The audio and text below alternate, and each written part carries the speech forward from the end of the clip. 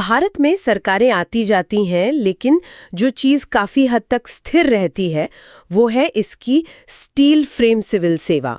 पर इस फ्रेम को बनाने वाले लोग कौन है, उन्हें कौन चुनता है, और कैसे एक संस्था को इतना मजबूत बनाया गया कि वो उसी सरकार के लिए अधिकारी चुने जो उसके सदस्यों को नियुक्त करती है, और फिर भी पूरी तरह से निष्पक्ष रहे। यही सवाल संघ लोक सेवा आयोग यानी यूपीएससी के दिल में है। आज हमारे पास जो दस्तावेज हैं वो इस संस्था के पूरे डिजाइन, इसकी बनावट और इसकी शक्तियों का एक तरह से विश्लेषण करते हैं। यह सिर्फ एक भारतीय एजेंसी नहीं है, बल्कि भारतीय लोकतंत्र में योग्यता और निष्पक्षता की एक प्रहरी है। चलिए इस दिलचस्प डिजाइन को परत दर परत खोलते हैं। बिल्कुल। शुरुआत करते हैं एक ताज़ा घटनाक्रम से जो इन दस्तावेजों में सबसे पहले दिया गया है। आयोग में एक नया नेतृत्व आया है। जी, हाल ही में डॉक्टर अजय कुमार को यूपीएससी का नया अध्यक्ष नियुक्त किया गया है। उन्होंने 14 मई 2025 को पदभार संभाला। यहाँ दिलचस्प बात उनकी पृष्ठभूमि है, वो पूर्व रक्षा सचिव रह चुके हैं। अच्छा। ये दिखाता है कि इस पद पर अक्सर ऐसे लोगों को लाया जाता है जिन्हें सरकार की कार्यप्रणाली का गहरा अनुभव हो। तो मतलब एक अनुभवी नौकरशाह अब देश के सबसे बड़े नौकरशाहों को चुनने वाली संस्था का नेतृत्व करेंगे। चलिए अब थोड़ा पीछे चलते हैं।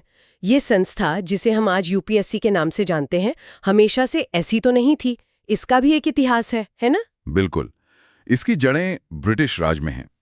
1926 में अंग्रेजों ने ली कमीशन की सिफारिश पर एक केंद्रीय लोक सेवा आयोग बनाया था। लेकिन तब उसका मकसद था साम्राज्य के लिए अधिकारी भर्ती करना। फिर 1935 के भारत शासन अधिनियम के तहत इसका नाम बदलकर फेडरल लोक सेवा आयोग कर दिया गया। लेकिन असली बदलाव तो आजादी के बाद आया होगा, जब इसका मकसद पूरी तरह से बदल गया। एकदम सही कहा। 26 जनवरी 1950 को जब भारत का संविधान लागू हुआ, तब इस संस्था का एक तरह से पुनर्जन्म हुआ। इसे संघ लोक सेवा आयोग या यूपीएससी का नाम मिला और सबसे जरूरी एक संवैधानिक दर्जा दिया गया। संवैधानिक दर्जा? हाँ, मतलब इसे अपनी शक्तियां सीधे संसद के किसी कानून से नहीं, बल्कि देश की सर्वोच्च विधि यानी संविधान से मिलती हैं। ये एक बहुत बड़ा फर्क है। तो यहाँ पर संवैधानिक निकाय होना ही इसकी असली ताकत की नींव है। इसका मतलब है कि इसे कोई भी सरकार अपनी मर्जी से बदल या खत्म नहीं कर सकती। एग्जैक्टली। यही इसकी खासियत है। संविधान का पूरा एक अध्याय, भाग 14, इसी संस्था और राज्यों के लोक सेवा आयोगों को समर्पित है। अनुच्छेद 315 से 323 तक इसकी संरचना, शक्तियों और स्वतंत्रता की हर छोटी बड़ी बात लिखी गई है। संविधान निर्माताओं ने यह सुनिश्चित किया कि यह संस्था राजनीतिक दबाव से पूरी तरह आजाद होकर काम करे। तो इस संवैधानिक किले के अंदर की बनावट कैसी है? मतलब इसमें कौन लोग होते हैं और उन्हें कौन नियुक्त करता है? देखिए, इसमें एक अध्यक्ष होते हैं और कुछ अन्य सदस्य, और इन सभी की नियुक्ति भारत के राष्ट्रपति करते हैं। ओके। पर यहाँ एक बहुत ही रोचक बात है। संविधान ये नहीं बताता कि इसमें कितने सदस्य होंगे। ये संख्या तय करने का अधिकार राष्ट्रपति के विवेक पर छोड़ दिया गया है। अच्छा। हाँ, आमतौर पर व्यवहार में इसमें 9 से 11 सदस्य होते हैं। एक मिनट, ये तो एक बड़ी खामी लग सकती है।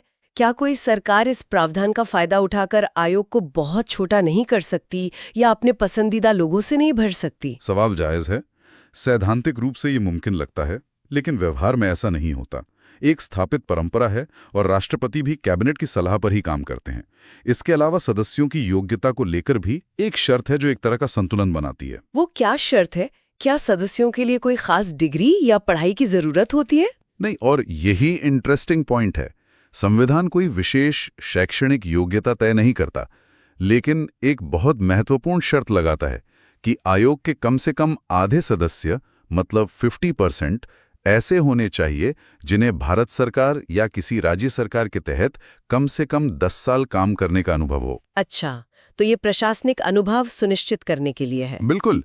इसका मकसद ये है कि भर्ती करने वालों को जमीनी प्रशासनिक हकीकत की समझ हो। मतलब आधे लोग अनुभवी प्रशासक होंगे और बाकी आधे जीवन के दूसरे क्षेत्रों के विशेषज्ञ हो सकते हैं। ये तो विविधता सुनिश्चित करता है। एक बार नियुक्त होने के बाद ये लोग कितने समय तक पद पर रहते हैं? उनका कार्यकाल 6 साल या 65 वर्ष की आयु तक होता है। जो भी पहले पूरा हो जाए। हाँ, जो भी पहले हो।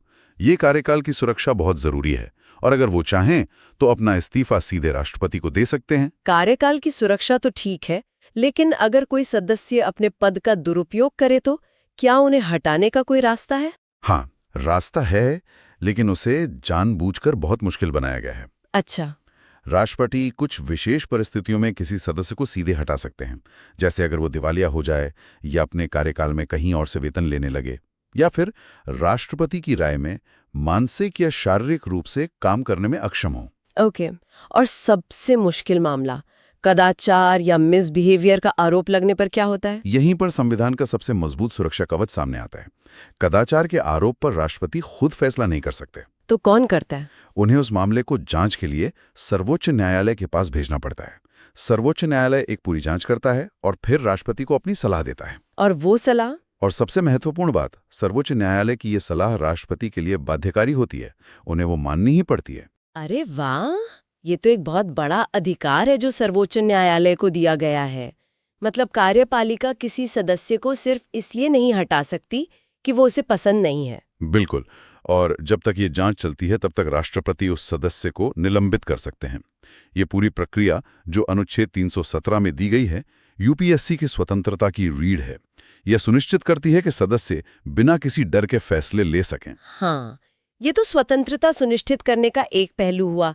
दस्तावेजों में कुछ और प्रावधानों का भी जिक्र है जो इस आजादी को और मजबूत करते हैं। जी हाँ, कई और भी स्तंभ हैं।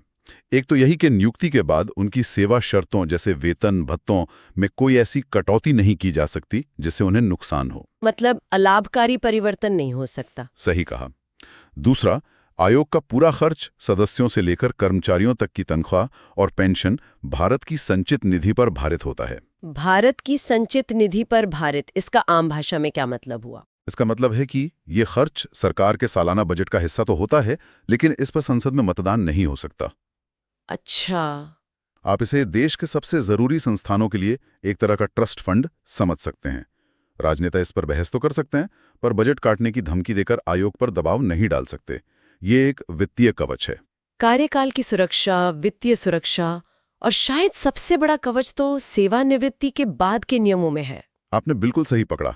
ये इसकी स्वतंत्रता का शायद सबसे शानदार पहलू है, पुनर्नियुक्ति पर रोक। अच्छा। यूपीएससी का अध्यक्ष रिटायर होने के बाद भारत या किसी भी राज्य सरकार में कोई और पद नहीं ले सकता। उनका करियर वहीं समाप्त हो जाता है। मतलब कोई प्रलोभन ही नहीं छोड़ा गया है। वो सरकार को खुश करने की कोशिश क्यों करेंगे जब उन्हें रिटायरमेंट के बाद सरकार से कुछ मिल ही नहीं सकता। यह इसकी संवैधानिक बुद्धिमत्ता है। ये नियम अध्यक्ष के पद को एक नौकरशाह के करियर का शिखर बना देता है। इसी तरह जो सदस्य हैं वो रिटायरमेंट के बाद सिर्फ यूपीएससी या किसी राज्य लोक सेवा आयोग के अध्यक्ष बन सकते हैं। सरकार में कोई और पद नहीं ले सकते।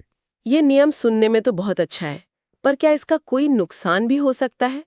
जैसे हम किसी बहुत ही काबिल अध्यक्ष के अनुभव को खो देते हैं जो शायद किसी और भूमिका में भी देश के काम आ सकता हो। ये एक अच्छी बहस है। कुछ लोग मानते हैं कि ये नियम थोड़ा ज्यादा सख्त है, लेकिन संविधान निर्माताओं ने स्वतंत्रता और निष्पक्षता को किसी एक व्यक्ति के अनुभव से ज्यादा महत्वपूर्ण माना। उनका मानना था कि संस्था की साख बनाए रखने के लिए ये कीमत चुकाना जरूरी है। तो इतनी सारी सुरक्षा और स्वतंत्रता के साथ ये आयोग करता क्या है? इसके मुख्य काम क्या हैं? इसका सबसे जाना माना काम तो है भर्ती परीक्षाएं आयोजित करना, अखिल भारतीय सेवाओं जैसे आईएएस, आईपीएस, विदेश सेवा के लिए और दूसरी केंद्रीय सेवाओं के लिए। इसके अलावा अगर 2 या 2 से ज्यादा राज्य चाहें तो उनके लिए संयुक्त भर्ती में भी मदद करता है। लेकिन इसका एक और बहुत बड़ा काम है, सरकार को सलाह देना। किस तरह की सलाह? कार्मिक प्रबंधन से जुड़े लगभग हर मामले पर, जैसे भर्ती के तरीके क्या हों, प्रमोशन और ट्रांसफर के सिद्धांत क्या होने चाहिए, किसी अधिकारी के खिलाफ अनुशासनात्मक कार्रवाई करनी हो तो उस पर, पेंशन के दावों पर, इन सब मामलों पर सरकार यूपीएससी से सलाह लेती है। यहाँ एक बड़ा सवाल खड़ा होता है, क्या सरकार के लिए यूपीएससी की हर सलाह मानना अनिवार्य है? नहीं, और यही इस संस्था का सबसे दिलचस्प विरोधाभास है।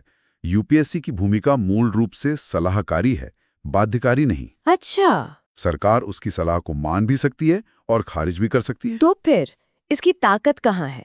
अगर सरकार सलाह मानने के लिए बाध्य ही नहीं है, तो फिर इस पूरी प्रक्रिया का क्या मतलब? इसकी ताकत कानूनी नहीं बल्कि नैतिक और प्रक्रियात्मक है। यूपीएससी हर साल अपने काम की एक रिपोर्ट राष्ट्रपति को सौंपता है। जिसे संसद के दोनों सदनों में रखा जाता है। अगर सरकार ने आयोग की कोई सलाह नहीं मानी है तो उसे उस रिपोर्ट के साथ एक ज्ञापन में संसद को इसका कारण बताना पड़ता है। अच्छा। तो मामला जनता के प्रतिनिधियों के सामने आ जाता है। कोई भी सरकार सार्वजनिक रूप से ये नहीं कहलाना चाहिएगी कि वो देश की शीर्ष भर्ती एजेंसी की तर्कसंगत सलाह को बार बार नजरअंदाज कर रही है। बिल्कुल, यही राजनैतिक जवाबदेही का डर इसकी ताकत है। सरकार को संसद में खुद को सही साबित करना पड़ता है और ये एक बड़ा राजनैतिक कदम होता है जिसे उठाने से ज्यादातर सरकारें बचती हैं।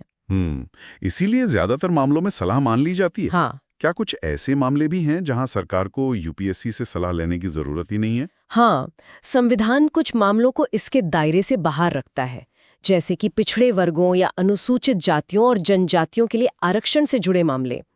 इन पर सरकार बिना यूपीएससी से परामर्श के फैसले ले सकती है। तो कुल मिलाकर ये एक ऐसी संस्था है जिसे संविधान ने बहुत मजबूत बनाया है, लेकिन उसकी शक्ति तलवार की नहीं बल्कि ढाल की है।